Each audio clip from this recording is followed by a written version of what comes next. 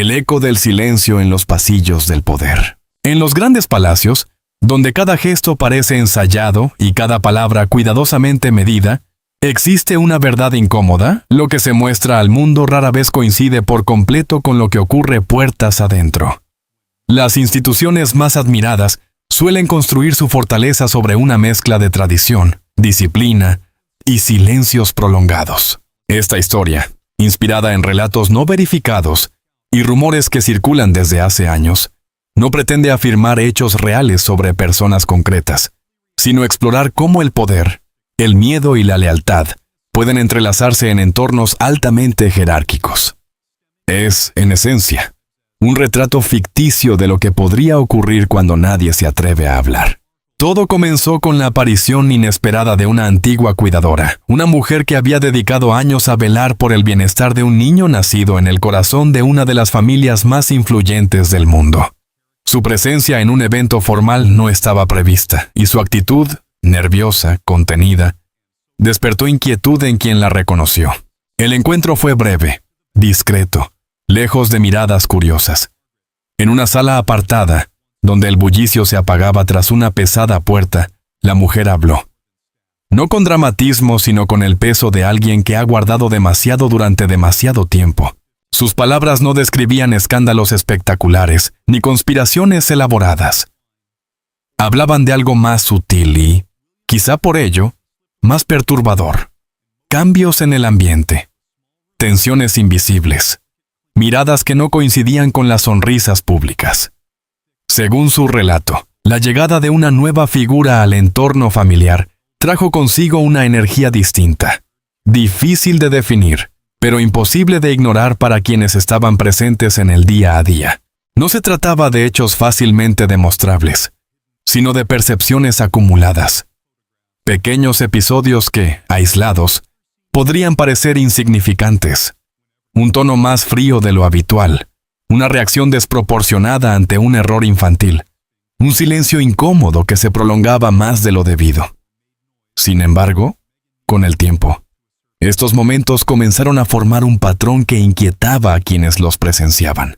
La cuidadora confesó que, en su momento, decidió interpretar esas situaciones como el resultado de la presión. Después de todo, adaptarse a un entorno tan rígido y observado debía ser abrumador. Pero lo que al principio parecía tensión ocasional empezó a repetirse con mayor frecuencia, generando un clima de incomodidad que nadie sabía cómo abordar.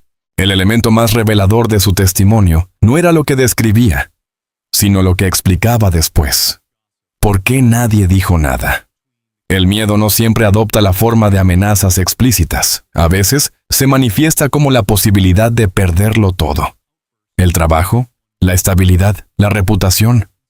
En entornos donde cada posición es frágil y cada error puede tener consecuencias desproporcionadas, el silencio se convierte en una forma de supervivencia. La mujer habló de la culpa, de haber presenciado situaciones que no supo cómo interpretar en su momento, de haberse convencido de que no era su lugar intervenir, de haber priorizado la estabilidad de todos sobre la inquietud que sentía en su interior. William no interrumpió ni ofreció palabras de consuelo. Permaneció en silencio, como si cada frase que acababa de escuchar se hubiera incrustado en su mente con una precisión quirúrgica. Caminó lentamente hacia la ventana, apartando la pesada cortina de terciopelo para observar el patio del palacio, apenas iluminado por faroles distantes. Su figura, rígida y erguida, proyectaba una frialdad inquietante. No era una calma serena, sino la helada determinación de un padre que comenzaba a comprender que la injusticia había ocurrido bajo su propio techo. ¿Por qué ahora, después de tanto tiempo?, preguntó finalmente con una voz grave, densa, que no contenía ni reproche abierto ni compasión. Margaret no pudo responder de inmediato. Bajó la cabeza y un sollozo quebrado escapó de su garganta.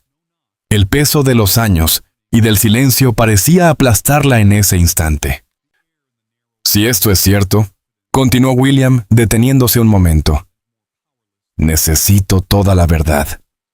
Cada detalle. Nada debe quedar oculto.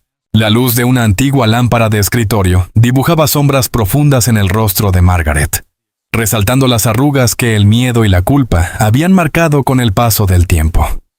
Cuando finalmente habló, sus manos temblaban de forma visible, entrelazándose como si intentaran sostener los últimos fragmentos de su dignidad.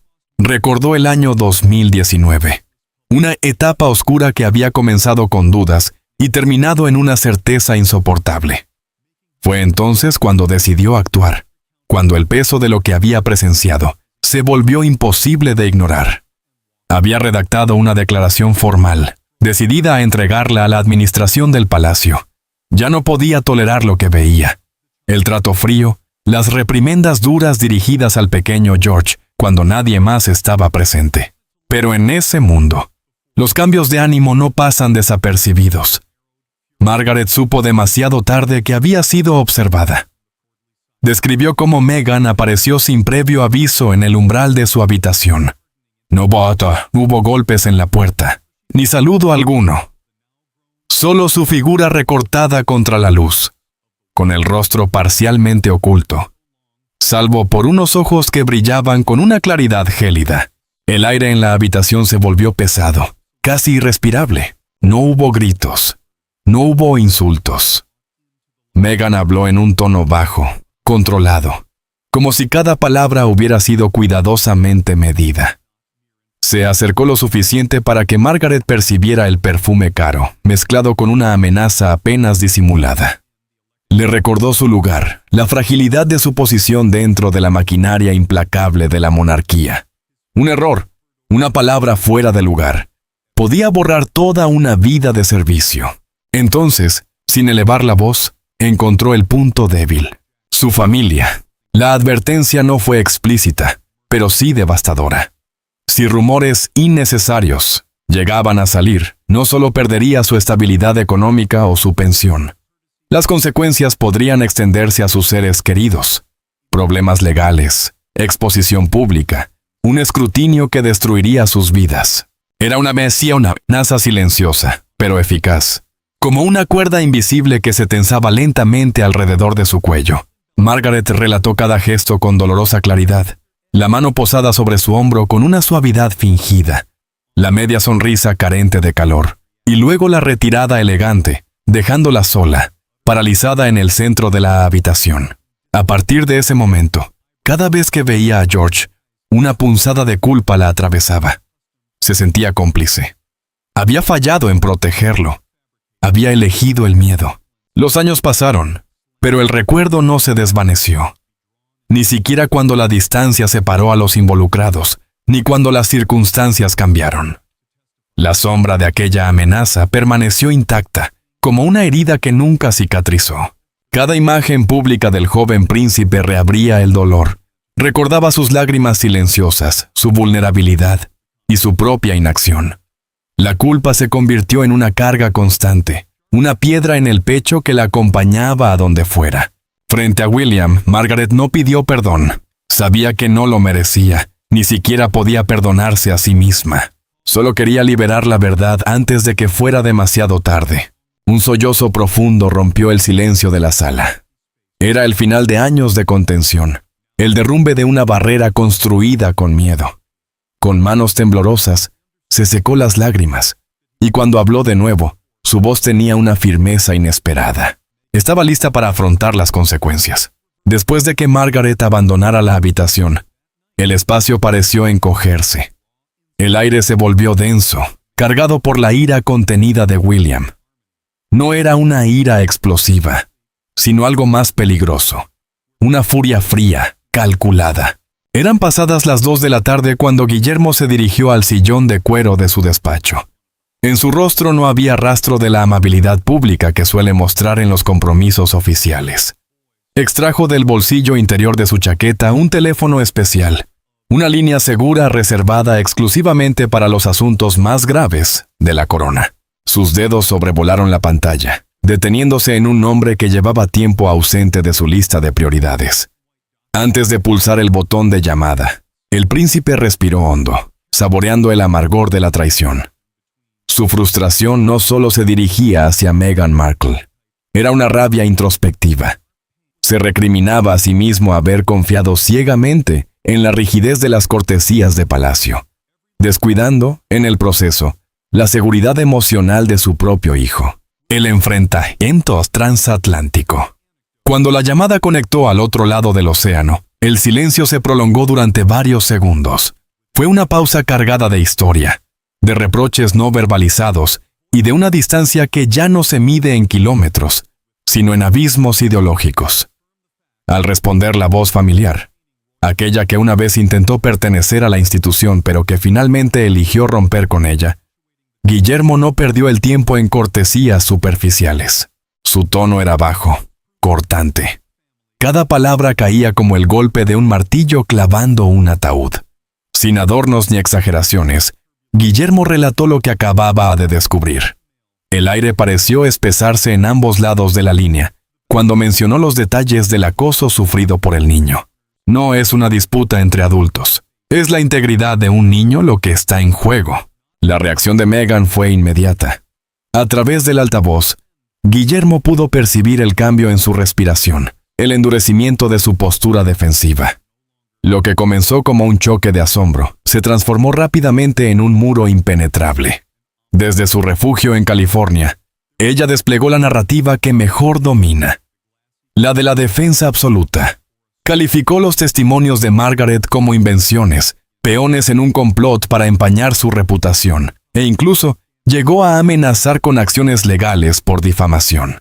Sin embargo, Guillermo mantuvo una compostura aterradora. No discutió.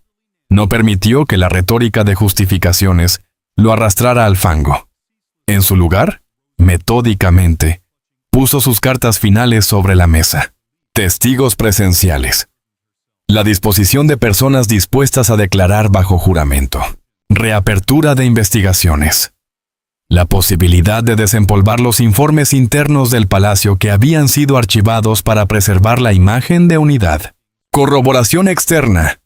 La mención de que otros antiguos miembros del personal podrían ser llamados a testificar. Fue en ese momento cuando el acero en la voz de Megan comenzó a fracturarse. El silencio volvió a devorar la conversación, roto solo por el silbido del viento en el micrófono. Las negaciones tajantes dieron paso a una vacilación cargada de significado. El cierre de la llamada fue abrupto, un tono seco de desconexión. Ella había colgado. Tras el silencio del teléfono, el príncipe de Gales se quedó inmóvil.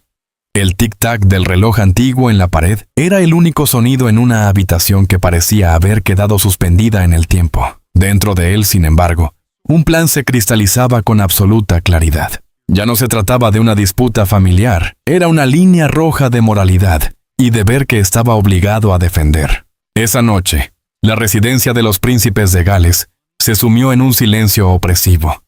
Guillermo no durmió. En su estudio, bajo la tenue luz dorada de una lámpara, se enfrentó a una de las decisiones más difíciles desde la partida de Harry. ¿Cómo proteger a su hijo sin detonar lo poco que queda de la armonía real? Sus pensamientos eran un campo de batalla, el instinto de padre, que exigía una acción inmediata y un castigo ejemplar para quien sembró el miedo en los primeros años de su hijo. El deber del futuro rey, que le dictaba moderación y cálculo para evitar que el príncipe Jorge se convirtiera, una vez más, en el centro de un escándalo mediático devastador. Cerca de las 3 de la mañana, Guillermo acercó su ordenador portátil.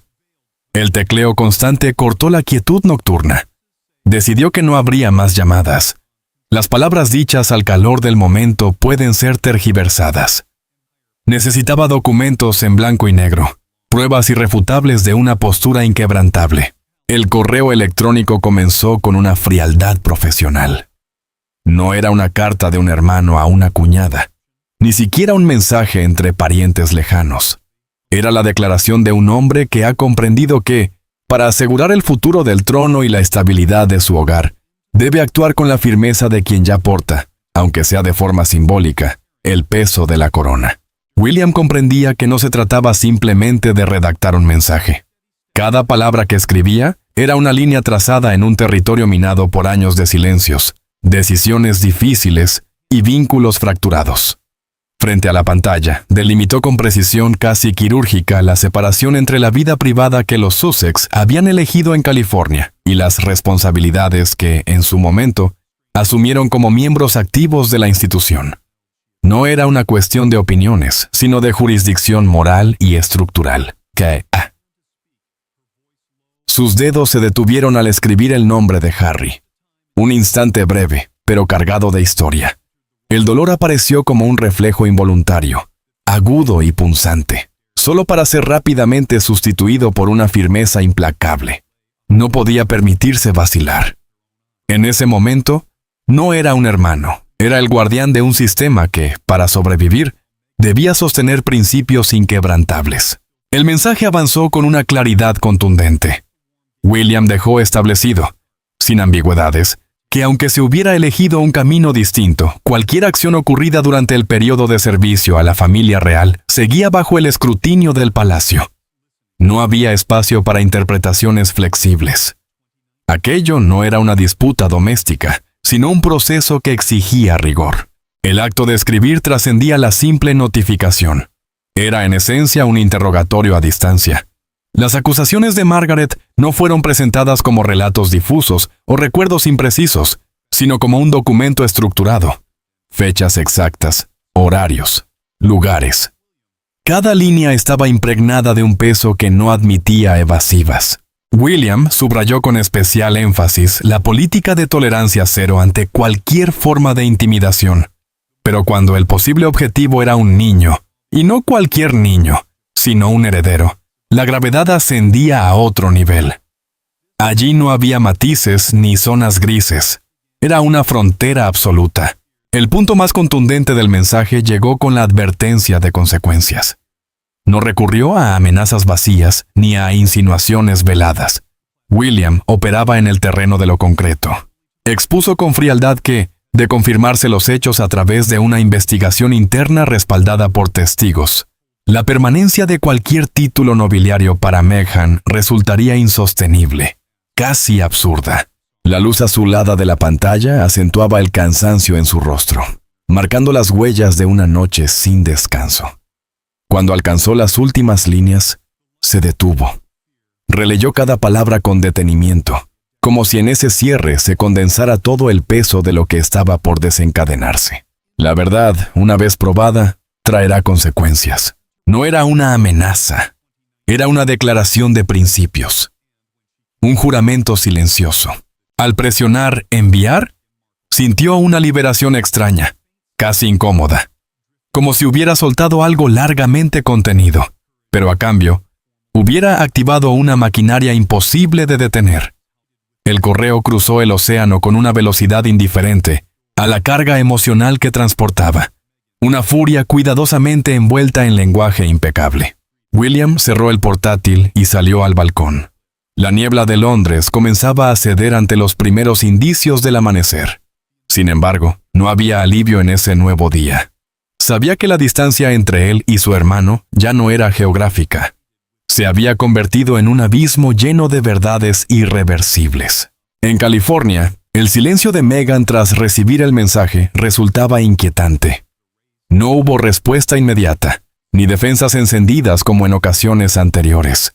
Ese mutismo tenía un peso distinto, el de la reflexión calculada, el de las estrategias que se construyen en privado. Era la calma engañosa antes de una tormenta. Mientras tanto, en Londres, la presión comenzaba a expandirse. Margaret, la anciana niñera, ya no encontraba refugio en la tranquilidad de su rutina. Sus manos, frágiles y persistentes, se aferraban a recuerdos y objetos como si fueran anclas. Había cruzado un umbral del que no se regresa. El alivio de haber hablado se mezclaba con el temor de las consecuencias.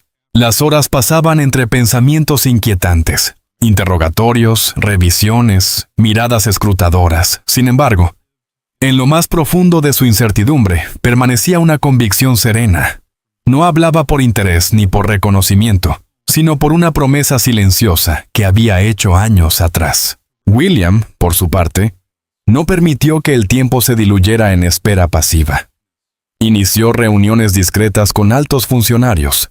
Ordenó revisar registros, horarios, cualquier detalle que pudiera confirmar o desmentir los testimonios.